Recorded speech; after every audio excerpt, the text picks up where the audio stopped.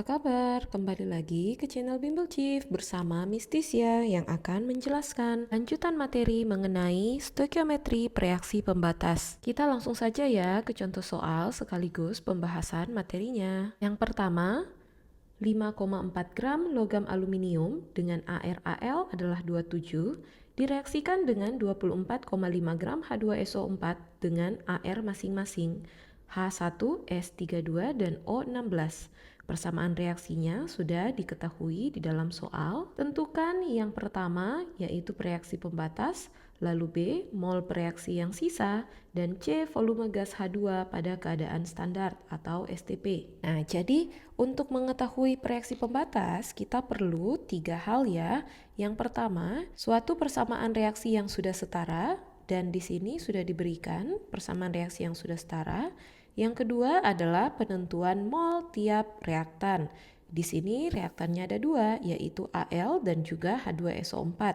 Jadi kita akan ketahui nilai molnya dari nilai gram Al yaitu 5,4 dan juga gram H2SO4 yaitu 24,5 gram. Kita cari mol aluminium dengan rumus massa per Ar dan didapatkan mol aluminium adalah 0,2 mol. Kemudian kita cari mol H2SO4.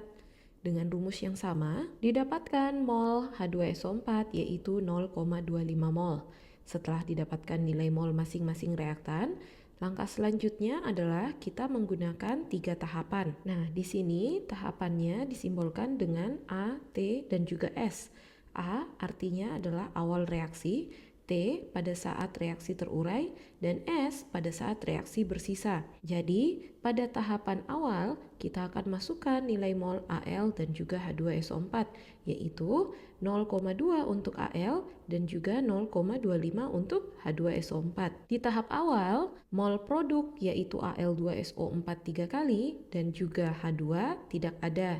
Jadi kita bisa garis saja ya, karena nilainya terhitung sebagai 0. Nah, setelah diketahui tahapan awal, langkah selanjutnya yaitu kita harus cari salah satu perbandingan dari mol Al ataupun H2SO4 yang paling kecil.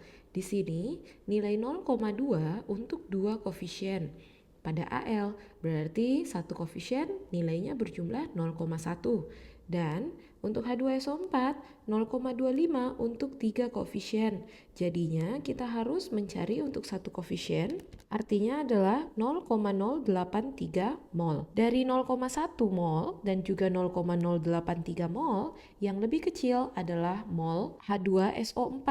Jadi di sini mol dari H2SO4 kita akan turunkan ke tahapan kedua, yaitu tahapan yang akan terurai. Setelah kita turunkan yang tahapan terurai, langkah selanjutnya adalah kita akan pindahkan nilai molnya ke senyawa-senyawa yang lainnya, yaitu Al, Al2SO4 3 kali, dan juga H2. Di sini kita akan menggunakan perbandingan koefisien. Rumusnya yaitu mol yang akan ditanyakan sama dengan koefisien yang akan ditanyakan per koefisien diketahui dikali mol diketahui.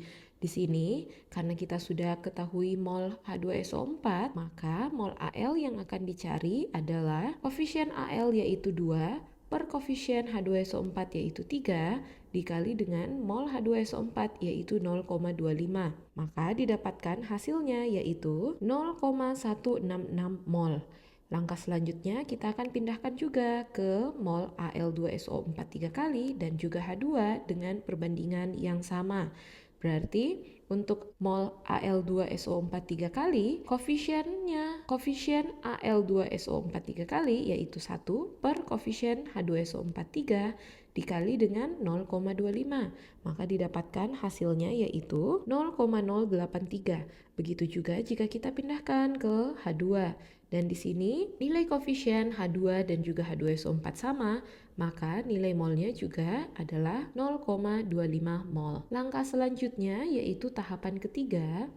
Pada tahapan sisa, reaktan ini akan selalu berkurang, sementara produk akan selalu bertambah. Jadi, nilai akhir untuk Al bersisa 0,034 mol, kemudian mol H2SO4 akan habis karena tidak ada yang sisa, lalu mol Al2SO4 3 kali yaitu 0,083 dan mol H2 yaitu 0,25.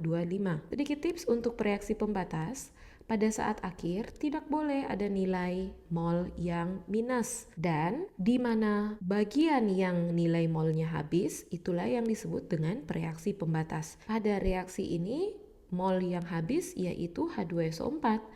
Maka H2SO4 dapat dinyatakan sebagai reaksi pembatas atau jawaban untuk bagian A. Jadi di sini jawabannya bukan dalam nilai ya, tetapi senyawa apa yang menjadi reaksi pembatas. Kemudian yang bagian B, mol reaksi yang sisa.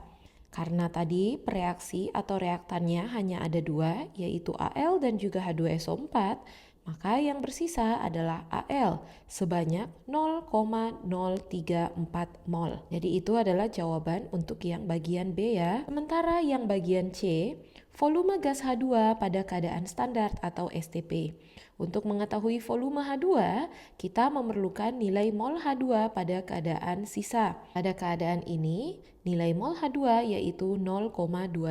Maka setelah kita dapatkan nilai mol H2, kita akan mencari nilai volume H2 dengan rumus mol dikali 22,4 karena di sini diketahui keadaan standar temperatur pressure dengan nilai 0 derajat Celcius dan 1 atm. Dimasukkanlah nilai molnya, maka didapatkan nilai volume H2 pada keadaan standar adalah 5,6 liter. Seperti itu ya untuk menjawab soal reaksi pembatas. Contoh soal berikutnya, sebanyak 50 ml larutan KNO3 0,3 m direaksikan dengan 50 ml larutan BaOH 2 kali 0,4 m sesuai persamaan reaksi berikut. Pernyataan yang benar mengenai reaksi tersebut adalah, di sini kita tentu saja harus melihat syarat yaitu sudah mempunyai persamaan reaksi yang setara dan ini juga sudah diberikan.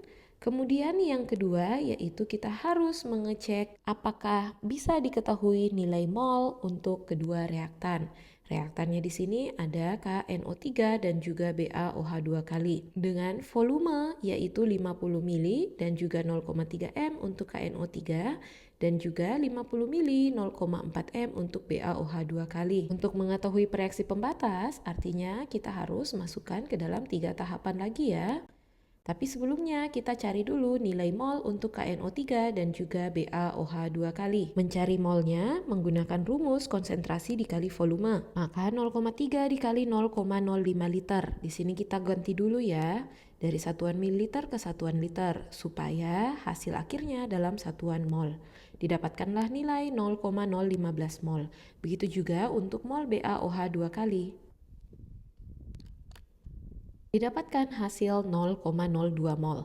Setelah ada nilai mol reaktan, kita akan masukkan ke dalam persamaan reaksi pembatas. Nilai mol reaktannya adalah 0,015 untuk KNO3 dan 0,02 untuk BaOH 2 kali. Sementara mol KOH dan juga BaNO3 2 kali tidak ada. Yang berikutnya kita harus melihat perbandingan. Manakah mol yang paling kecil dalam keadaan satu koefisien untuk kita turunkan ke tahapan selanjutnya. Di sini 0,015 untuk 2 koefisien KNO2, artinya satu koefisien nilainya 0,0075 mol. Sementara BaOH 2 kali nilai molnya adalah 0,02 untuk satu koefisien. Di sini sudah jelas ya bahwa KNO3 mempunyai nilai mol yang lebih kecil.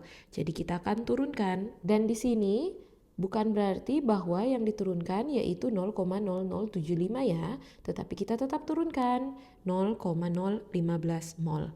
Berikutnya kita akan pindahkan sesuai dengan perbandingan seperti contoh soal yang sebelumnya. Berarti untuk BaOH 2 kali, 1/2 dikali 0,15. Maka didapatkan nilai 0,0075. Untuk KOH, karena nilai koefisiennya sama, maka nilainya juga tetap 0,015. Dan untuk BaNO3 2 kali, nilai molnya akan sama dengan BaOH 2 kali karena koefisiennya juga sama-sama 1. Maka didapatkan hasil KNO3 akan habis, BaOH 2 kali bersisa 0,0125, KOH bersisa 0,015 dan BaNO3 dua kali yaitu 0,0075. Kita bisa cek untuk pilihan jawabannya masing-masing ya. Yang bagian A, BaNO2 merupakan reaksi pembatas. Di sini kita lihat bahwa yang habis bersisa adalah KNO3, maka opsi A salah. Yang berikutnya terdapat 12,5 milimol KNO3 di akhir reaksi.